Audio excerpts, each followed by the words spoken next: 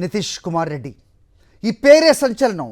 ఆజీస్తో జరుగుతున్న మూడో టెస్ట్లో సెంచరీతో కదం తొక్కి సరికొత్త రికార్డు నమోదు చేశాడు. ఇంతకీ ఎవరి నితీష్, అతని బ్యాక్గ్రౌండ్ ఏంటి? Let's watch the story. Nitish Kumar Reddy 2003 మే 26న విశాఖలో జన్మించాడు. ప్రస్తుతం ఇండియన్ క్రికెట్లో ఆల్రౌండర్గా రాణిస్తున్నాడు. అంతకుముందు దేశవాళీ క్రికెట్లో ఆంధ్ర తరపున ఆడాడు. ఐపీఎల్లో సన్ రైజర్స్ హైదరాబాద్ తరపున ఆడాడు. 2019, 2020లో రంజీ ట్రోఫీ, 2020-21 విజయ్ హజారే ట్రోఫీ, అలాగే 2021-22 సయ్యద్ ముస్తాక్ అలీ ట్రోఫీలో రాణించి గుర్తింపు తెచ్చుకున్నాడు. నితీష్ కుమార్ రెడ్డి అక్టోబర్ 6, 2024న అంతర్జాతీయ టీ20 క్రికెట్లో అరంగేట్రం చేశాడు.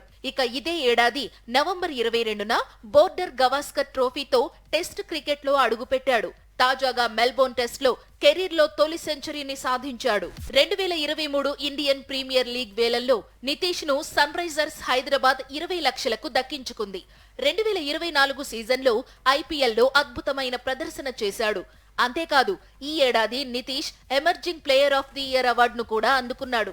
తాజాగా 2025 ఐపీఎల్ వేలంలోనూ నితీష్ కుమార్ రెడ్డిని ఎస్ఆర్హెచ్ 6 కోట్లు వెచ్చించి దక్కించుకోవడం విశేషం. ఇక నితీష్ కుమార్ బ్యాటింగ్ పరంగా చూస్తే ఇప్పటి వరకు 4 టెస్టు మ్యాచ్లు ఆడగా 284 పరుగులు చేశాడు. టెస్టుల్లో అతని హైయెస్ట్ స్కోర్ 105 పరుగులు. ఇక టీ20 కెరీర్లో 3 మ్యాచ్లు ఆడిన నితీష్ 90 పరుగులు చేశాడు. టీ20లో అతని హైయెస్ట్ స్కోర్ 74 పరుగులు. ఇక ఐపీఎల్లో 15 మ్యాచ్లు ఆడిన నితీష్ 303 పరుగులు చేశాడు.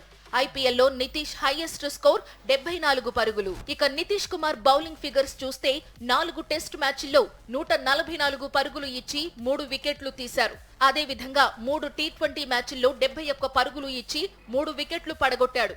ఇక ఐపీఎల్లోనూ 15 మ్యాచ్లు ఆడిన నితీష్ 207 పరుగులు ఇచ్చి 3 వికెట్లు తీశాడు. ఇక తాజాగా మెల్బోర్న్ టెస్ట్ లో ఆసీస్ గడ్డపై 8వ స్థానంలో వచ్చి సెంచరీ చేసిన ఆటగాడిగా రికార్డు సృష్టించాడు. టీమిండియా ఫాలో ఆన్ గండం నుంచి కాపాడి గట్టెక్కించాడు ఈ తెలుగు తేజం.